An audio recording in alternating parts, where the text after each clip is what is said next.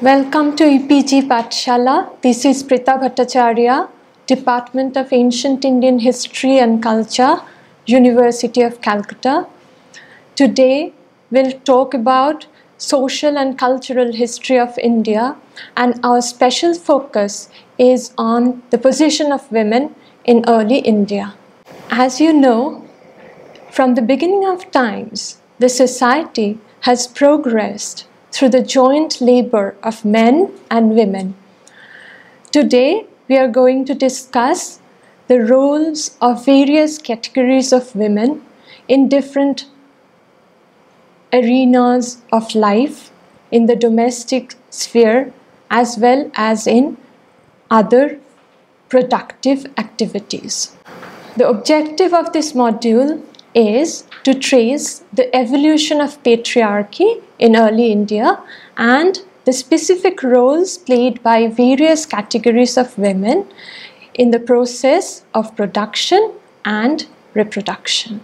As we know, there is very scanty evidence from the earliest period. For the earliest period, we have to rely entirely on archaeological evidence. Apart from the skeletal remains, we have the early cave paintings, especially from Madhya Desa or the various caves of Madhya Pradesh. The first cave paintings have been recovered from Bhimbetka.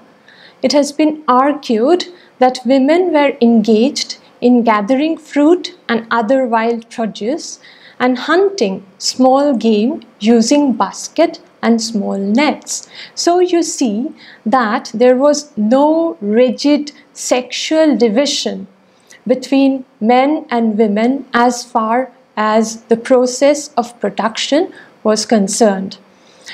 As we move on to the Mesolithic period, we encounter the same trends. It is very likely that women participated in the hunt, apart from undertaking all-important part in gathering, which in any case accounted for the major source of food in tropical climates. In this context, we see the evolution of a distinctive ritualistic practice, namely the origin of mother goddess worship. The cave paintings show pregnant women, women in their nurturing role as mothers, and women in the act of childbirth. All these three imageries of women have been associated with the figure of a mother goddess. It has also been argued that the first form of religious expression for men and women was the psychological bond between mother and child. The mother was considered as the giver of life as well as the goddess of death. Prehistoric paintings at various places like Kathotia, Bhimbetka and Karwai treat female sexuality as one aspect of female existence.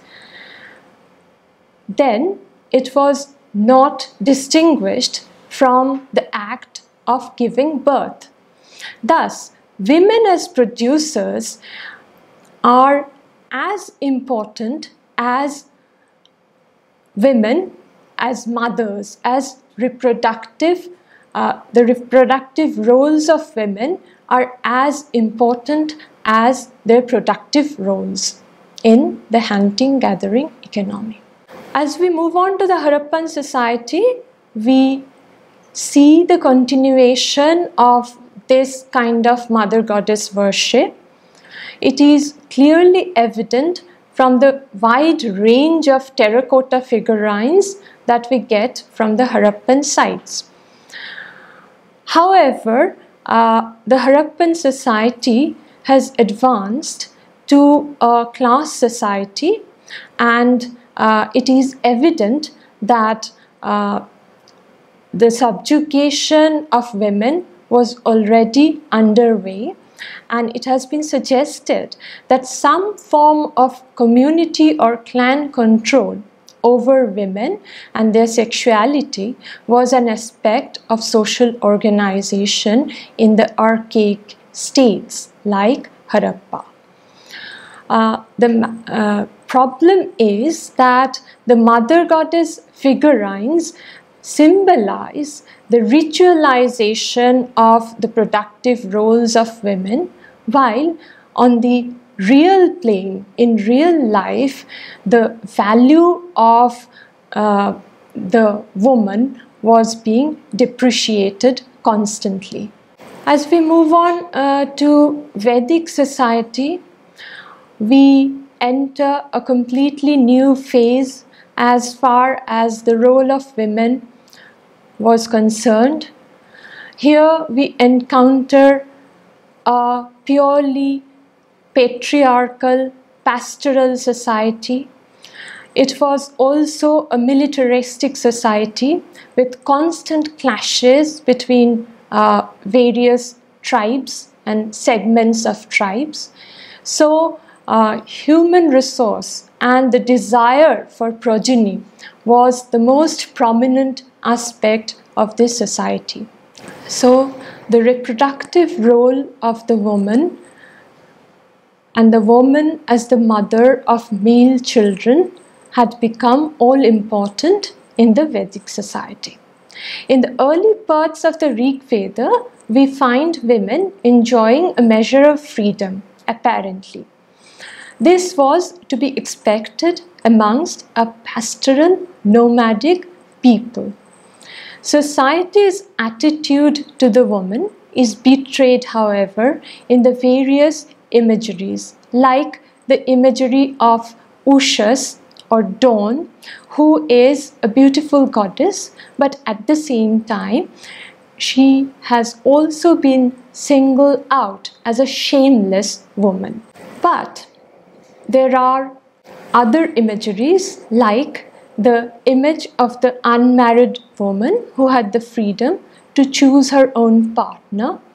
The Rig Veda even records women fighters who took part in battles.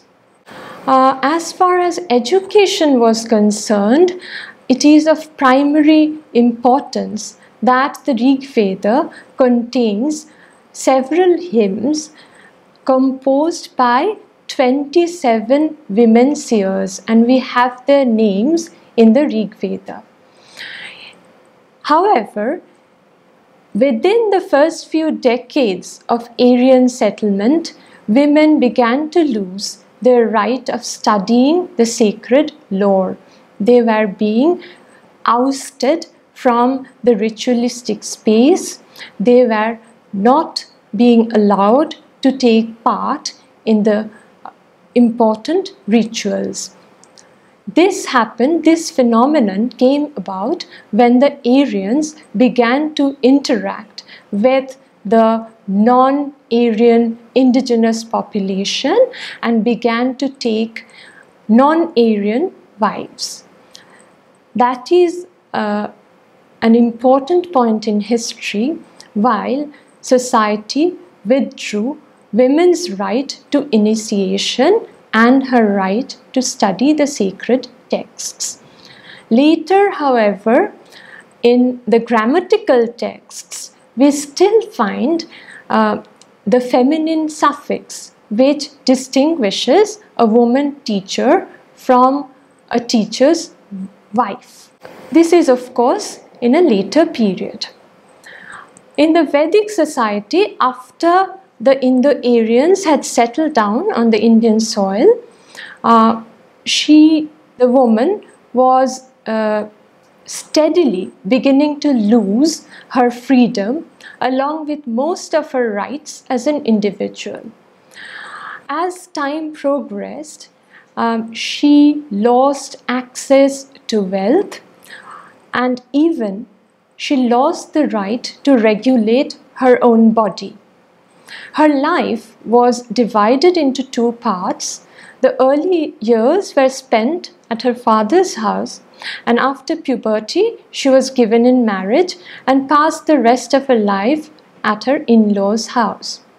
However, marriage was not as obligatory in the Vedic period as it later became. Another important aspect was the problem of widowhood. This became a glaring problem as time progressed, but in the Rig Vedic age, we are certain that the widows probably lived on after their husband's death, and sometimes they were marrying their younger brothers-in-law, because it all stems from this desire for the male progeny, and the productive woman could not be ousted from this reproductive function. The background of the text suggests that the practice of self-immolation of the widow was known. It is just a hint. We don't have any concrete evidence, but it may have been practiced at certain pockets. Polyandry, this was a custom that was not entirely unknown.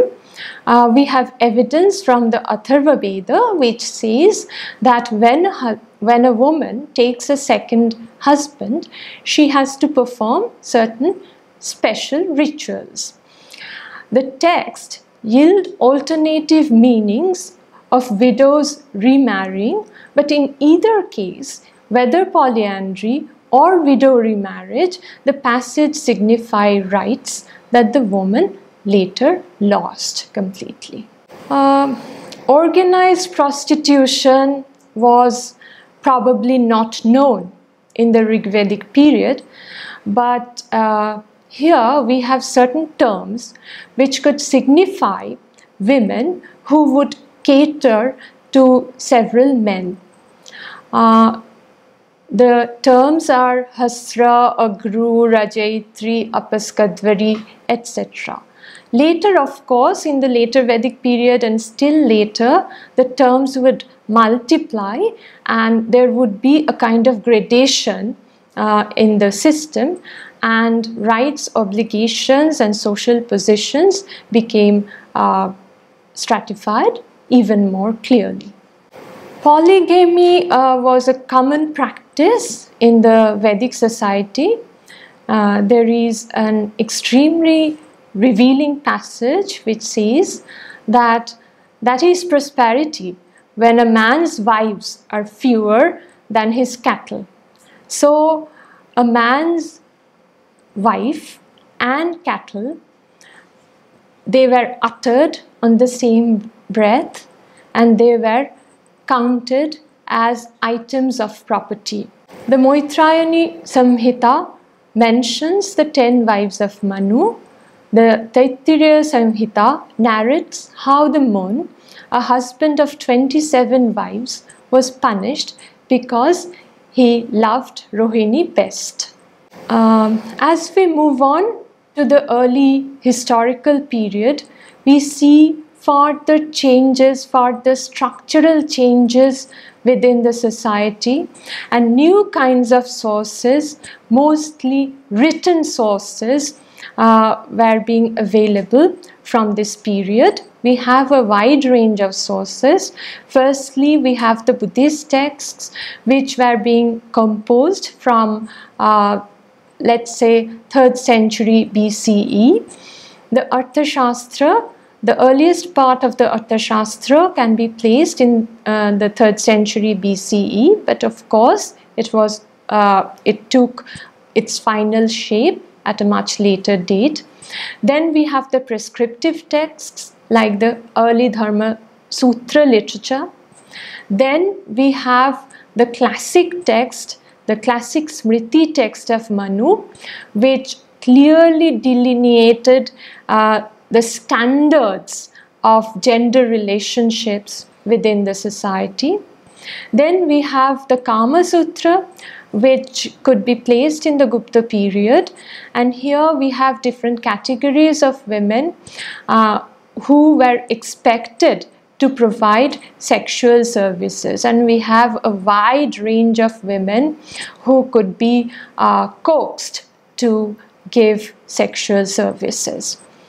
In the early historical period, as we look at the general picture, we can assume that the girl child was gradually becoming unwanted, because the women who gave birth to girl children were sought to be punished.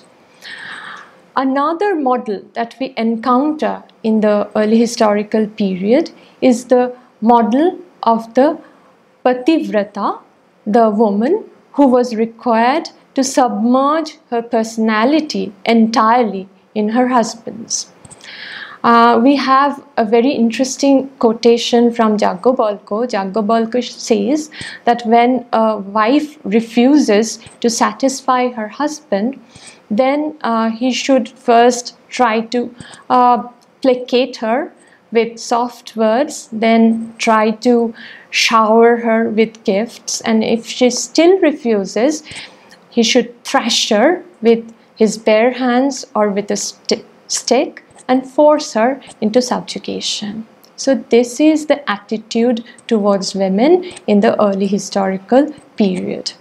As for material resources, we see that women were gradually being on the margins of the processes of social production, so their access to wealth was becoming more and more limited. Textual traditions, which are generated by the urban elite, suggest that women were to be confined to the domestic sphere. At the same time, from the literary texts and a part of the Buddhist corpus, we have evidence that women were working outdoors. They were doing all kinds of work. But these are, of course, not mentioned in the prescriptive texts, because the prescriptive texts were projecting an ideal situation. In the Manusmriti, we find that the legitimate means of acquiring resources open to women were amazingly few. These were effectively confined to gifts made by kinsmen. But these gifts were all movable gifts. These gifts did not include land, and for that matter did not include cattle, which were the primary items of wealth in the early historical period.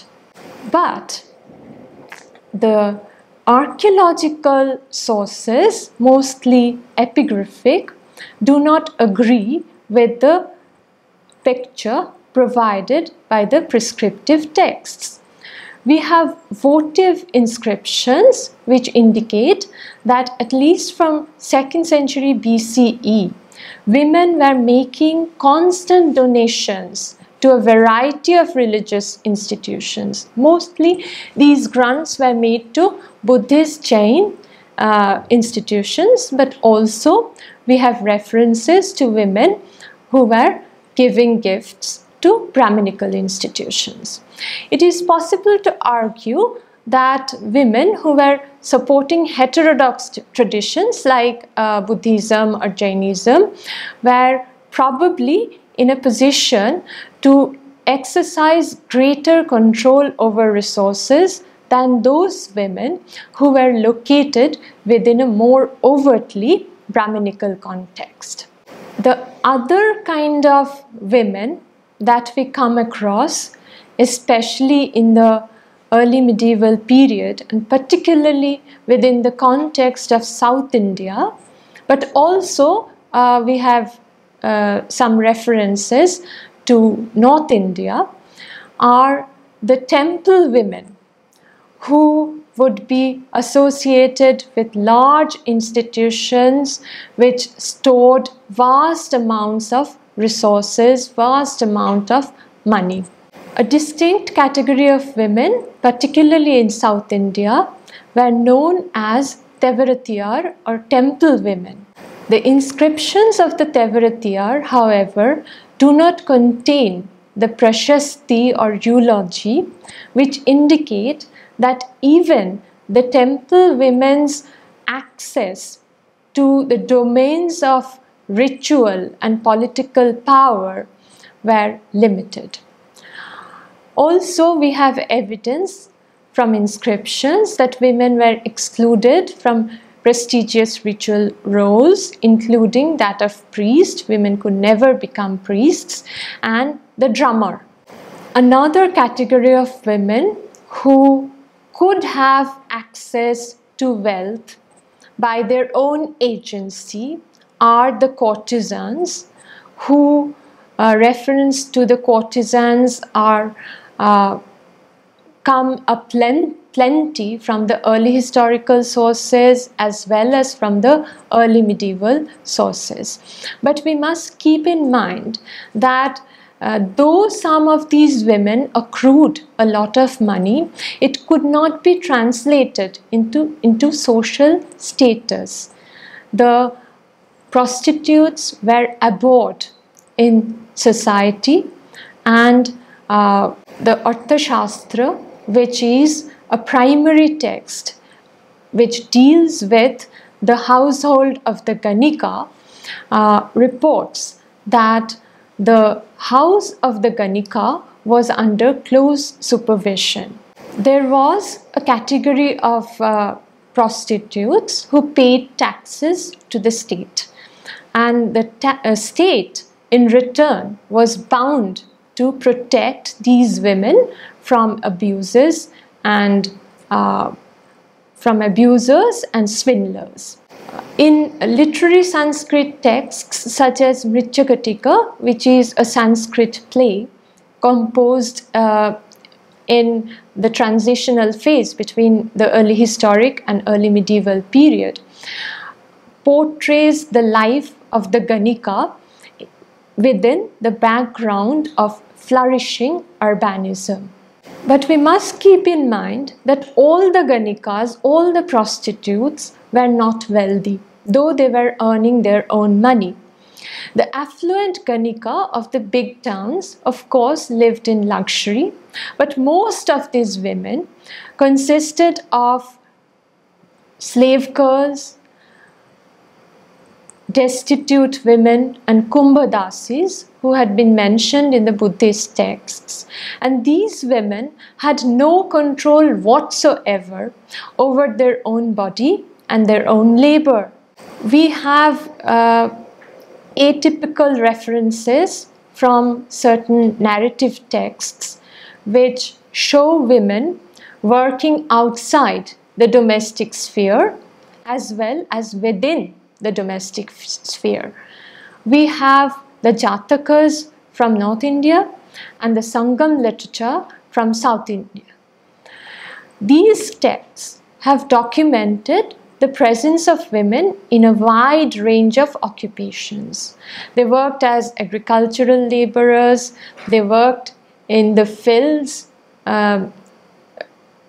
they were stock breeders, and there were those who were engaged in a variety of crafts, including basket making, weaving, and in some instances also in pottery. Now we come to a most crucial part in the discussion. We must clarify the relationship between the reproductive functions of women and the problem of women's sexuality. During the early historic period, and of course well into the early medieval period, we have textual evidence which sort of puts a barrier between the reproductive functions of the woman and the question of women's sexuality. From this period, women's sexuality began to be channelized into more legitimate domains like reproductive functions, like giving birth, like being a mother and wife. According to one text, women have been sinful right from the beginning, when the Creator first made the 5 gross elements. Here you see a discussion is being initiated about the true nature of the woman, the Stri Swabhava. Women are being compared with the edge of a razor, with poison, with snakes and fire, all rolled into one. At the time of creation, the original Manu allocated to women the habit of living, sitting around, gossiping, an indiscriminate love of ornaments, treachery, meanness, bad conduct, and so on and so forth. This has been going on from a long time. The Shatapatha Brahmana, which is a very early text, tells a story and recounts that a woman, a Shudra, a dog, and the crow are the embodiments of untruth, sin, and darkness. The Buddhist Sangha began to induct women from an early period, but still the Sangha and the early Buddhist texts express a kind of misogyny as far as the innate nature of women was concerned. A Jataka story states that a woman are a sex composed of wickedness and guile. Womankind holds truth for falsehood and falsehood for truth. They're fickle, unstable as the sand, and as cruel as the snake. The Ramayana continues in the same vein, where Kaushalya, who is a woman herself, discusses the true nature of women. She says that women do not care for a good family, good deeds, or wisdom, and their hearts are ever inconstant. In the same text, Agastya states that it has been the woman's nature ever since creation to cling to a man when he prospers and to desert him in difficulty. In the prescriptive texts, these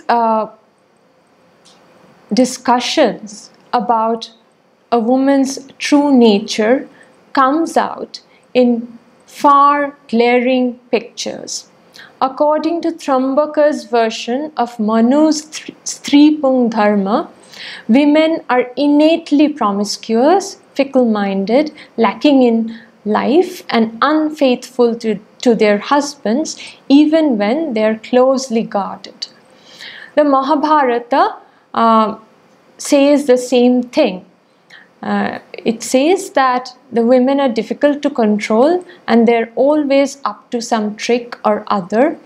So now we come to some theoretical discussions about the links between patriarchy, which had developed and taken root from the early historical period, and the class structure, which is based on the notion of private property and which also started to develop from the early historic period. So we can discern some kind of collusion between these two hegemonic institutions, the institution of class and the institution of patriarchy. So we have seen that the early historical texts and in the early medieval period also, the texts speak about the innate nature of women. And there was this deep anxiety that because of this innate nature, women were to be controlled, they were to be protected, and this this thought has surfaced again and again in all the texts that we encounter. This projection of the fear of women's uncontrolled sexuality was the backdrop to the obsession with creating an effective system of control and the need to gird them constantly. It has been said in the early Dharma Sutra texts that a woman is protected by her father in her childhood. When she becomes married, she is protected by her husband, and when she gets old, she has to be protected by her son. So a woman can never be entirely free. She can never be on her own. When the controls are relaxed or cannot be effectively mounted, women's inordinate sexual lust will lead them to adulterous liaisons. A striking aspect of the obsessive need for control over women in the narrative literature of the Buddhists is that it has a close link with women of the upper strata, particularly within the royal courts and the Brahmana households, and occasionally within the household of the Gahapatis. We see that the women were cunning and evil and were always plotting against their husbands. Here we see that class is closely linked to the status of women, where the need to protect upper class and upper caste women is being foregrounded in the Buddhist texts. In the Buddhist literature, only two functions are associated with kingship: punishing those who commit crimes against the family, that is, the adulterers, and those who commit crimes against property, that is, robbers. So, the woman who transgresses has to be controlled by the family, and when the family fails, the state has to step in. The king has to punish the woman. This has been going on, this trend has been going on for a pretty long time. An ancient record in the Vinaya Pitaka describes how a woman who had committed adultery fled from her husband because her clan had authorized her husband to kill the woman, and she sought shelter in the Buddhist Sangha to escape punishment. After the emergence of the state, the Brahminical normative literature and the semi-secular Arthashastra laid down punishments for violence of the sexual code, which the king was expected to enforce. But there is also a deep concern about the maintenance of the hierarchical social order based on caste, which must be reproduced without diluting the purity principle. So, the patriarchy was not only working in collusion with the class structure and the state, it was also working in collusion with the Varna system, the system of fourfold Varna. So Manu states this explicitly while discussing adultery. According to him, by adultery is caused the mixture of castes among men. Hence follows sin, which cuts up even the roots and causes the destruction of everything. So women who dally with several men who do not belong to her own caste brings about misfortune for the entire social order by giving birth to children who could not be placed within the social format of the fourfold Varnas. To sum up, we can see certain trends which had been on the rise ever since the institutions of private property, state, class and caste began to take root from the early historical period. It was the recognition that men were dependent upon women to perpetuate the social and moral order of their making that led them to confront the problem of women's sexuality. Because reproductive power was the one power that women still held in the new structure of relations in which they were subordinated. And one way of dealing with it was to simultaneously exaggerate and treat women's innate nature as terribly dangerous. Their uncontrolled sexuality was perceived as posing a threat, and the narrative and normative literature of ancient India is full of reference to the wickedness of women and to their insatiable lust. Today we have gone through an evolutionary sketch of the roles played by various categories of women within the home, within the domestic sphere and outside home in various productive activities. For further information on this subject, you can visit EPG Pathshala. Thank you.